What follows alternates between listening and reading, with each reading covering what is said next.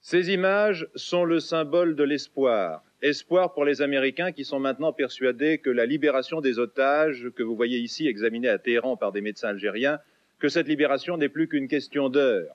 Espoir pour les otages eux-mêmes, mais croient-ils vraiment que cette fois sera la bonne après tout ce qu'ils ont vécu en 443 jours?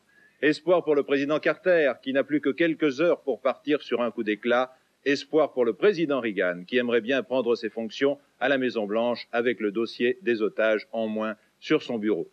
Nous verrons le dossier de ces otages dans quelques minutes, mais d'abord cet accident très grave dans le métro parisien. Il s'est produit cet après-midi à 18h tout à l'heure, lorsque deux rames du RER se sont télescopées pour des raisons inconnues à la station Aubert, près de l'Opéra. Premier bilan, 1 mort, 71 blessés. Alain Schneider. Ce qui ne devrait en principe jamais se produire s'est produit ce soir vers 18h. Les deux rames accidentées se sont heurtées violemment alors que la première était à l'arrêt à la station Aubert.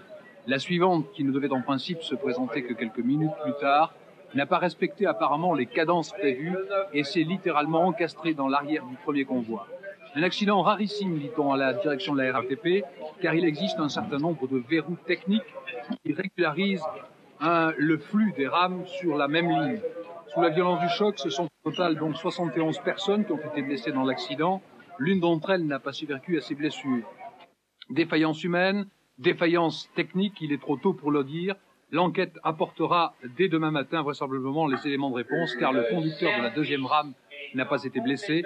Il est actuellement entendu par les policiers parisiens.